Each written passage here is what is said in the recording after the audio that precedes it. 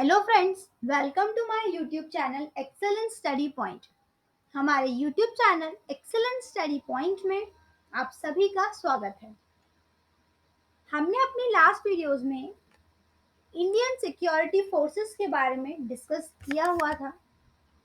आज हम intelligence bureau यानी कि भारत की इंटेलिजेंस एजेंसीज के बारे में यहाँ पर डिस्कस करने वाले हैं, जो कि है आईबी, इंटेलिजेंस ब्यूरो। अब यहाँ पर इंटेलिजेंस ब्यूरो का क्या रोल होता है, क्या वर्क होता है, क्या इम्पोर्टेंस है, इन सभी क्वेश्चंस पर आज यहाँ पर हम डिस्कस करने वाले हैं, ताकि इंटेलिजेंस ब्यूरो से रिलेटेड सभी डाउट्स आपके क्लियर हो जाए। तो चलिए स्टार्ट करते हैं आईबी के बारे में। लेकिन उससे पहले अगर अभी तक आपने हमारे चैनल एक्सीलेंस स्टडी पॉइंट को सब्सक्राइब नहीं किया है, तो हमारे चैनल एक्सीलेंस स्टडी पॉइंट को सब्सक्राइब जरूर करें, ताकि आपको हमारी वीडियोस से जुड़ी सभी लेटेस्ट अपडेट्स मिलती रहें। अगर आप किसी और टॉपिक पर भी वीडियो देखना चाहते हैं तो हमें कमेंट बॉक्स में कमेंट कर जरूर बताएं। India's Intelligence Bureau of Investigation is a reputed and established intelligence agency. यानी कि भारत का जो इंटेलिजेंस ब्यूरो है वो एक रेप्यूटेड इन्वेस्टिगेशन इंटेलिजेंस एजेंसी है, जिसको गवर्न कौन करता है? गवर्न किया जाता है मिनिस्ट्री ऑफ होम अफेयर्स के द्वारा, यानी कि ये मिनिस्ट्री ऑफ होम अफेयर्स के अंडर में वर्क करता है। It serves as India's internal security agency. ये इंडिया की इंटरनल सिक्योरिटीज को मेंटेन करता है। ये रिस्पॉन्सिबल होता है किसी भी डोमेस्टिक थ्रेट या फिर अगर कोई भी इशू है तो उसे सॉल्व करने में आईबी की हेल्प ली जाती है। Through the IB Director is part of the Strategic Policy Group as well as the Joint Intelligence Committee of the National Security Council and can report directly to the Prime Minister. यहाँ पर जो IB director होते हैं ये एक strategic policy group के part होते हैं। जब इंटेलिजेंस ब्यूरो के द्वारा कोई भी केस सॉल्व किया जाता है तो वो एक प्लान्ड स्ट्रेटेजी के द्वारा किया जाता है। उनकी अलग एक पॉलिसी होती है और वो डायरेक्टली प्राइम मिनिस्टर को रिपोर्ट करते हैं। Although the specific functions of the agency remain unique and unidentified, it is known that the agency is responsible for counter-terrorism, counter-intelligence, intelligence collections in border areas. ये agency counter terrorism, counter intelligence, intelligence collection in border areas और infrastructure protection and anti secession activities, इन सभी के लिए responsible होती है। अब यहाँ पर आईबी का स्टैब्लिशमेंट कब हुआ था? तो इंटेलिजेंस ब्यूरो का स्टैब्लिशमेंट हुआ था 1887 में बाय ब्रिटिश इंडिया गवर्नमेंट के द्वारा। आगे चलकर इसका नाम सेंट्रल इंटेलिजेंस ब्यूरो 1947 में इसको रीनेम किया गया था as a central intelligence bureau, जिसका हेडक्वार्टर न्यू दिल्ली में है। The IB comprises employees from law enforcement agency. यहाँ इंटेलिजेंस ब्यूरो में जो एम्प्लॉयज रखे जाते हैं वो ज़्यादातर लॉ एनफोर्समेंट एजेंसी से होते हैं, जैसे कि Indian police service IPS, Indian revenue service IRS और मिलिट्री। वहीं के एम्प्लॉयज यहाँ इंटेलिजेंस ब्यूरो में रखे जाते हैं। Intelligence bureau work with other Indian intelligence and law enforcement organisation. यहाँ पर जो भारत का इंटेलिजेंस ब्यूरो है ये और भी कई Indian intelligence law enforcement organisation के साथ वर्क करता है, स्पेशली रॉ के साथ, यानी कि रिसर्च एंड एनालिसिस विंग के साथ। इंडियाज एक्सटर्नल इंटेलिजेंस एजेंसी है ये, रिसर्च एंड एनालिसिस विंग, इसके साथ भी आईबी वर्क करता है। और अभी अभी जो न्यूली क्रिएट की गई है डिफेंस इंटेलिजेंस एजेंसी, इसके साथ भी आईबी वर्क करता है। The agency also manages partnership with foreign agency. Intelligence bureau सिर्फ भारत के ही साथ नहीं बल्कि और कई देशों के साथ भी अपना वर्क साझा करता है, जैसे कि कुछ फॉरेन एजेंसी, उसमें इंक्लूड है United kingdom, United state and Israel, UK and US and Israel, या ये भी इसमें सम्मिलित है। तो इनकी सिक्योरिटीज एजेंसी के साथ भी आईबी टाई अप करता है। अब यहाँ पर इंटेलिजेंस ब्यूरो की इंपॉर्टेंस क्या है? पहले ये है कि undertaking security related task assign by the supervisor. अब यहाँ पर जो सिक्योरिटी रिलेटेड टास्क होते हैं ये तो आईबी फॉलो करती ही करती है। Training and supervising, dealing with an emergency in orderly manner. अगर कभी कोई ऐसी इमरजेंसी की कंडीशन आती है तो उस समय किस तरीके से डील करना है ये भी आईबी की रिस्पॉन्सिबिलिटी है। Deal with paper work related to breach of security. यहाँ पर किसी भी केस का पता लगाने या जो कुछ भी करने के लिए जो पेपर वर्क होता है वो भी आईबी करती है। यानी कि वन ऑन वन डॉक्यूमेंट भी उनके पास अवेलेबल होती है, हर रिकॉर्ड मेंटेन करते हैं वो। Visiting other office locations to deliver information, information को डिलीवर करने के लिए वो खुद ऑफिस से इंफॉर्मेशन डिलीवर करने के लिए विजिट करते हैं। Assisting the ACIO when and as needed, यहाँ एसीआईओ भी एक ऑर्गेनाइजेशन है, उसको भी असिस्ट करता है IB. Interacting with the local to gather as much information. अब यहाँ पर जब भी कोई केस इंटेलिजेंस ब्यूरो को सौंपा जाता है तो वो क्या करते हैं, वो लोकल लोगों से भी इंटरेक्ट करते हैं ताकि ज्यादा से ज्यादा इंफॉर्मेशन मिल सके। कोई भी केस है उसे आईबी के द्वारा बहुत आसानी से सुलझा लिया जाता है। क्यों? क्योंकि वो लोकल लोगों के साथ भी कोऑर्डिनेट करते हैं, इंटरेक्ट करते हैं, जिससे कि वो एग्जैक्टली क्या था वो पता लगाने में सक्सीड हो।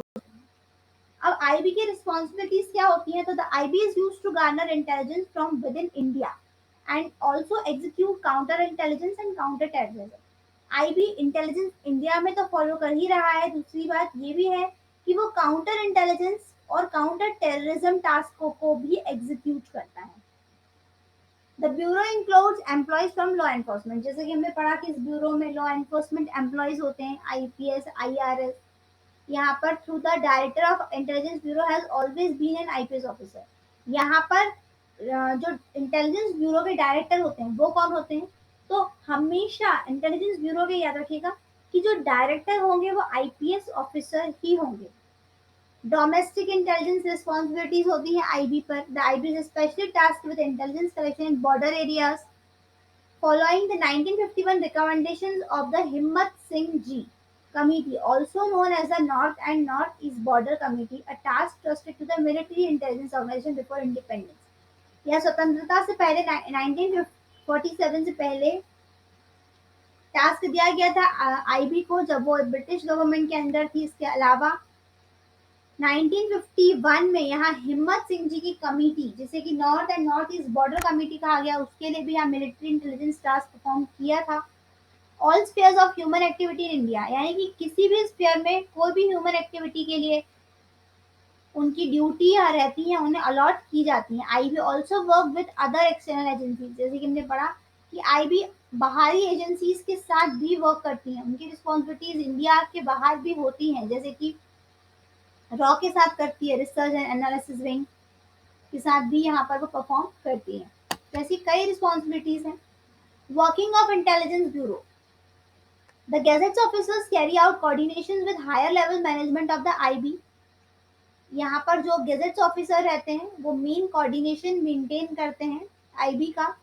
Subsidiary intelligence bureaus are headed by officers of the rank of joint directors और अब यहाँ पर सब्सिडरी इंटेलिजेंस ब्यूरो होता है, उसे हेड कौन करता है? यहाँ पर ज्वाइंट डायरेक्टर या फिर जो उनसे ऊपर के होते हैं, रैंक वाइज होते हैं यहाँ वो उसको हेड करते हैं।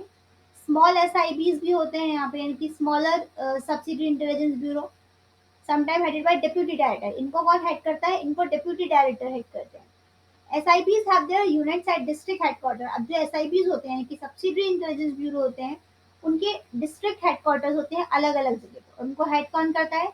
Deputy central intelligence officer, DCIO head करता है, यानी कि डेप्यूटी सेंट्रल इंटेलिजेंस ऑफिसर और असिस्टेंट डायरेक्टर या फिर AD. IB manages a large number of field units and headquarters. Intelligence bureau बहुत बड़े पैमाने पर फील्ड यूनिट्स और हेडक्वार्टर्स को मैनेज करता है। ये किसके अंडर कंट्रोल होती है? ज्वाइंट और डिप्यूटी डायरेक्टर, यानी कि joint director and deputy director के अंडर में ये वर्क करते हैं। It is by these officers and the intricate process of the deputations that very organically linkage between the state policy agency and IB is maintained. यहाँ पर कुछ state policies agency और IB के बीच में मेंटेनेंस बनाए रखने के लिए, ऑब्वियसली सी बात है कि अगर हम कोई भी ग्रुप में वर्क कर रहे हैं तो वहाँ कोई ना कोई लीडर जरूर होता है। तो यहाँ पर जो जॉइंट डायरेक्टर है और जो डेप्यूटी डायरेक्टर्स होते हैं वो यहाँ पर मेन हेड होते हैं, जो पूरी आईबी को मेंटेन करते हैं। In addition to these, at the national level, IB has various units.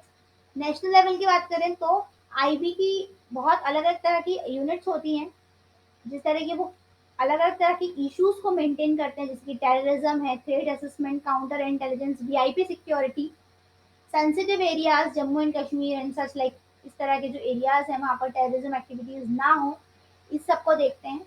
तो इस तरीके से उनकी अलग अलग यूनिट्स होती हैं जो अलग अलग इशू पर वर्क करती हैं, एक ही यूनिट सब इशू पे काम नहीं करती। IB officers like counterparts in law get monthly special pay and extra 1 month salary every year as well as better promotion. यहाँ पर जो आईबी ऑफिसर रहते हैं, तो जैसे कि रिसर्च एनालिसिस विंग है वैसे ही आईबी है, तो यहाँ पर आईबी ऑफिसर्स को मंथली स्पेशल पे तो दिया ही जाता है, इसके अलावा एक्स्ट्रा 1 मंथ सैलरी हर साल दी जाती है और बेटर प्रमोशन भी दिया जाता है। IB officers are either directly recruited और are deputed from armed force and सीएपीएफ्स।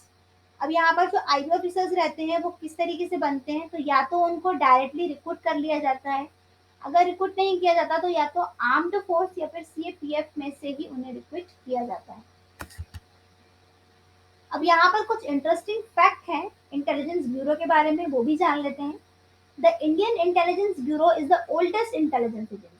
पूरे विश्व में भारत का जो इंटेलिजेंस ब्यूरो है वो सबसे पुरानी इंटेलिजेंस एजेंसी है पूरे विश्व में। IB was formally in charge of the internal and external. वैसे तो आईबी इंटरनल थ्रेड मेंटेन करता है, लेकिन ये एक्सटर्नल थ्रेड भी मेंटेन करता है। was divided into research and wing analysis and intelligence bureau, यानी कि रिसर्च एंड एनालिसिस विंग के साथ मिलकर आईबी वर्क करता है। IB officers were trained by the world most effective intelligence agency. यहाँ पर जो इंडिया के आईबी ऑफिसर्स रहते हैं उन्हें विश्व की सबसे बढ़िया इंटेलिजेंस एजेंसी द्वारा ट्रेन किया जाता है, द रशियन केजीबी। एजेंसी का नाम याद रखिएगा, द रशियन केजीबी।